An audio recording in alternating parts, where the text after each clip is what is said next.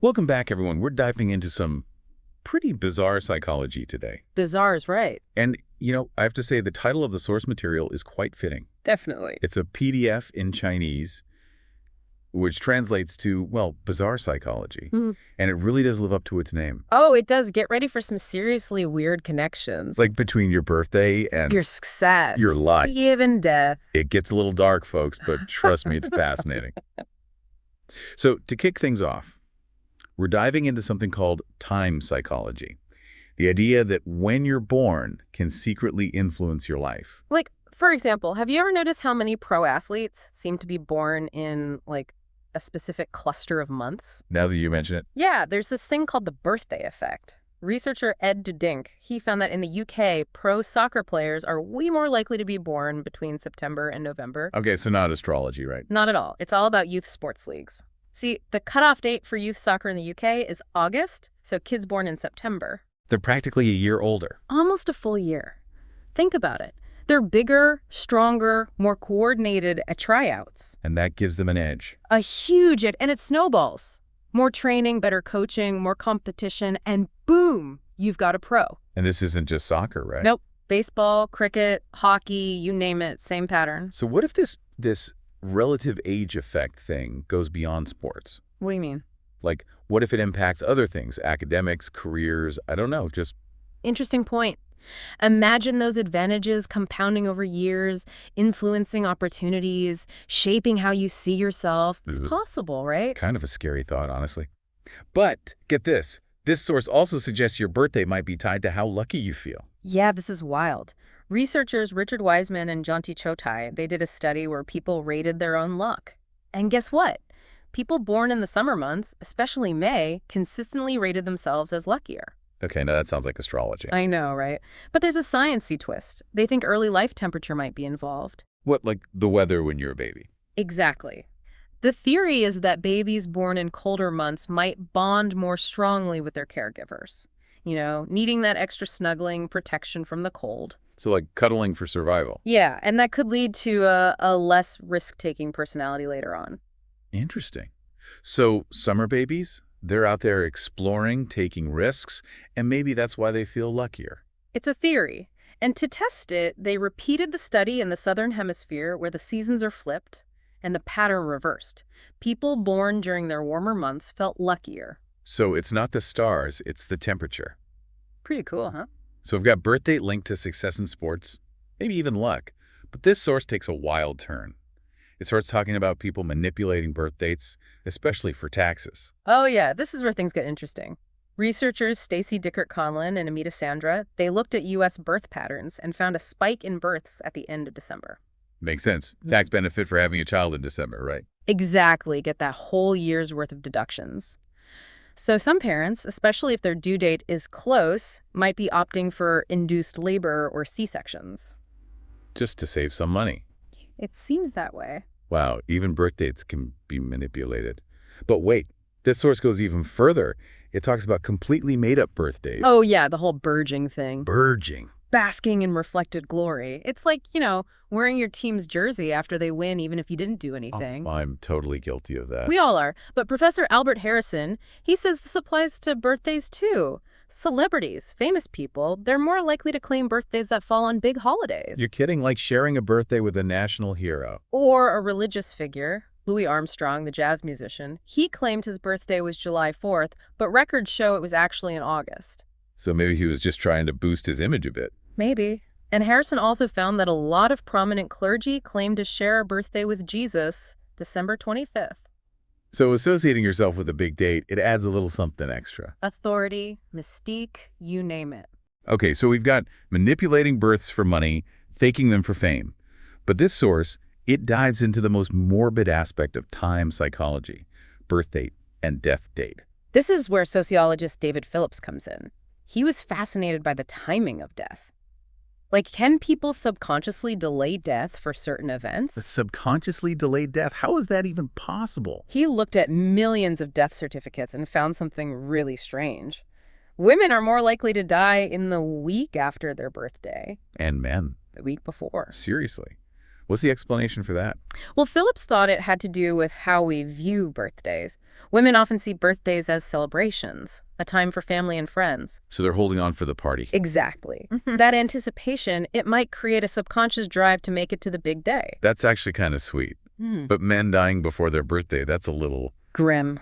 Yeah, grim. Phillips thought men might experience more stress around birthdays. You know, thinking about goals they haven't reached, societal pressures, all that. So they're stressing themselves to an early grave. Maybe. But to be fair, his findings have been debated. Some studies support them, others don't. So the jury's still out on whether we can actually will ourselves to live longer for a birthday. For now, yeah. But the idea that our feelings about aging and milestones could affect our health, that's pretty fascinating, don't you think? Absolutely. Okay, we've covered a lot. From the birthday effect in sports to manipulating birth and death dates, this bizarre psychology source is a real trip. And we're not done yet. Next up, we're looking at how people manipulate time to avoid taxes, inheritance taxes, to be precise. Oh, this is going to be good. It is. Buckle up. I'm ready. So these researchers, Wojciech Topczuk and Joel Slemrod, they went deep into U.S. death records, looking for patterns around inheritance tax changes. What'd they find? It's kind of crazy, but they found a spike in deaths, like right before tax increases kicked in. You're kidding. So people were, like, holding on just long enough to save their heirs some money. That's what it looks like. And then after a decrease in the tax, there was a dip in deaths. Wow, I mean, how can they even be sure? Were people really that aware of, the tax code back then? Oh, they were. These weren't small changes. We're talking major shifts in inheritance tax going back to 1916. Oh, okay. So these were big deals. Everyone knew about it. Yeah, it would have been all over the news, people talking about it. Still, it's kind of wild to think about, money influencing the timing of death. I know, right? It makes you think about how much control we really have. But I guess after seeing people mess with birth dates for money, it's not that surprising. True. Okay, so we've explored this whole time psychology thing, how birth dates can impact everything from sports to luck, even mortality. But this source, it also delves into deception. Why we're so bad at spotting lies. It's a classic human struggle, isn't it? It is. We all think we can catch a liar, but research shows we're terrible at it. We are. And you know what? A lot of the things we think we should be looking for, they're wrong. Like what? Avoiding eye contact, fidgeting, all those nervous tics. You mean those classic movie scenes where the witness is sweating and looking away? Yeah, those not necessarily accurate. Charles Bond, he's a psychologist, analyzed tons of studies on lying and those cues. Totally unreliable. So liars could be just as calm as anyone else. Sometimes even calmer. They know about those stereotypes, so they overcompensate. So how are we supposed to catch a liar?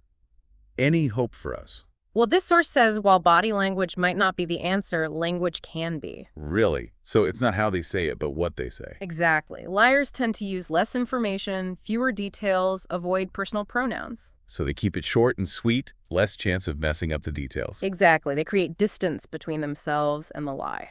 Interesting. So instead of looking for a shifty glance, we should be listening to, the substance of what they're saying. Yeah. Pay attention to how much detail they give, how much they use I or me.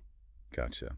So what else? Any other linguistic tricks to look out for? One study found that people were better at detecting lies when they just listened to audio recordings, no video. No video. So seeing the person actually makes it harder. It seems that way. Our eyes get drawn to those misleading visual cues, the fidgeting, the eye contact. But when it's just audio, we focus on the language, and that's where the real clues are. So maybe we should all start having important conversations in the dark. Just kidding. But it's a good point, Sometimes less information is better. Right. We can tune out those distractions and really focus on what's being said. Become more discerning listeners. It's all about being mindful, paying attention to those little things. Exactly, because let's be real, it feels like everyone bends the truth sometimes. They do. So how do we avoid getting caught in a web of lies? Is there a way out? I don't know about a way out, but we can definitely arm ourselves with knowledge. Right. Like, what can our listeners actually do to, navigate this world of deception? Give us some practical tips. Well, we've got to shift our focus, right? Less on the visual cues, more on the content. Pay attention to how much detail someone gives you. So if someone's story is a little too perfect? Could be a red flag. People who are telling the truth, they're more likely to say, oh, I don't remember that part. Liars, they tend to overcompensate, make the story too good to be true. Makes sense. But what about those gut feelings? Like, sometimes you just get a sense that someone's lying, Are those worth anything? Intuition is definitely part of it, but those gut feelings, they can be based on biases, assumptions we have. So it's better to, like, combine that gut feeling with a more analytical approach, pay attention to the words like we talked about. Exactly. Be mindful of your own reactions and those little verbal slips that might give a liar away. But sometimes it feels like everyone's bending the truth a little, you know? Hmm. Is there any way to, I don't know, avoid it altogether? Maybe not avoid it completely, but understanding the psychology behind it, why people lie, it can make us better listeners, better observers. And maybe even more honest with ourselves, right? Absolutely. The more honest we are with ourselves, the easier it is to spot dishonesty in others. You know, this deep dive has really been eye-opening. It's like we uncovered this hidden world of time and deception, these weird connections we never even thought about. It's amazing what you find when you start digging, right? Those little quirks of human behavior, they're everywhere. From the birthday effect to the subtle language of lies, it's like mind-blowing. But you know what? I think the biggest takeaway for me is to just be curious, keep questioning things. I agree. Never take anything for granted. Keep learning, keep exploring. Well said. And on that note, we'll leave you with a final thought. We talked about how our actions can influence our birth dates, like those tax-motivated births, and how our birth dates can influence our actions, like in sports. So does this create a weird feedback loop? And what does that mean for how we understand ourselves? It's a lot to think about, and we encourage you to keep diving deep. Until next time.